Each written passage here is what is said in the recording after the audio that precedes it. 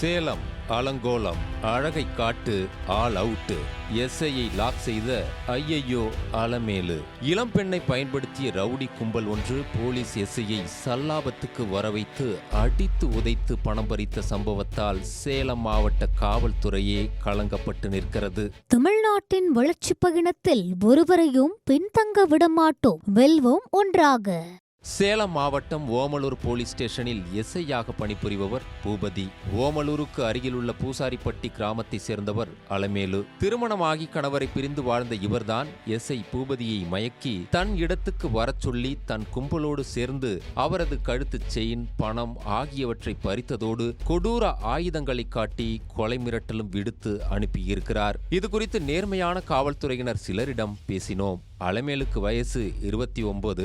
ஈரோட்டை சேர்ந்த ஒருத்தரை கல்யாணம் செஞ்சு வாழாம பெத்தவங்க வீட்டுக்கே வந்துடுச்சு. +2 மட்டுமே படிச்ச அலமேலு வக்கீல்னு சொல்லிக்குது.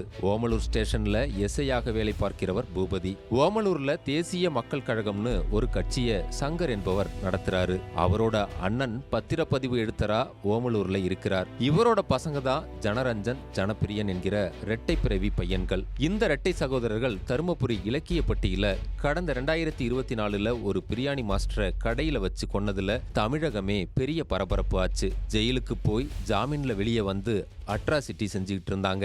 இந்த நிலைமையில ஜனப்பிரியன் மேல கடந்த மே மாசம் ஓமலூர் போலீஸ் ஸ்டேஷன்ல ரோட்டுல ஆளை வழிமறிச்சு கத்திய காட்டி மிரட்டி 1500 ரூபாய் பணம் பறிச்சதா பூபதி எஸ்ஐ வழக்கு பதிவு செஞ்சாரு.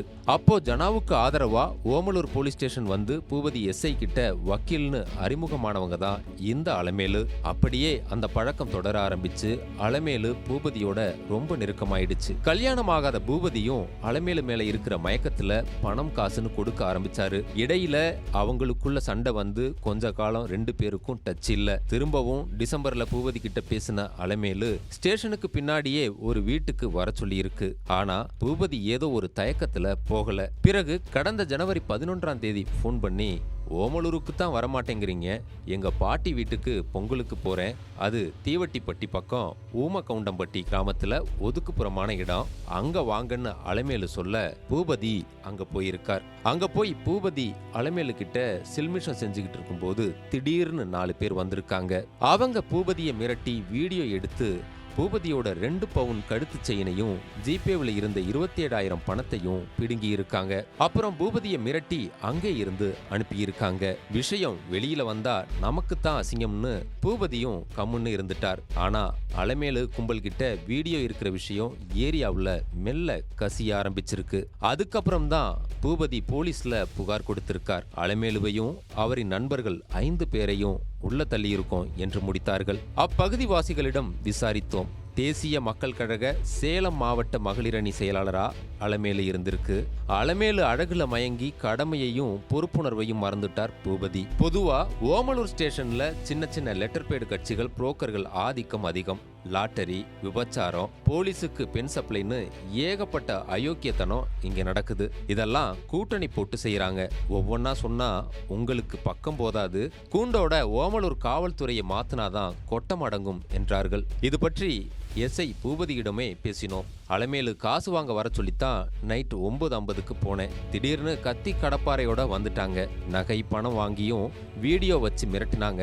அதுக்கு பிறகுதான் புகார் கொடுத்தேன். நான் அலமேலுவுடன் சோசியலாகத்தான் பழகினேன் என்றார். டிஎஸ்பி சஞ்சய்குமாரிடம் பேசினோம்.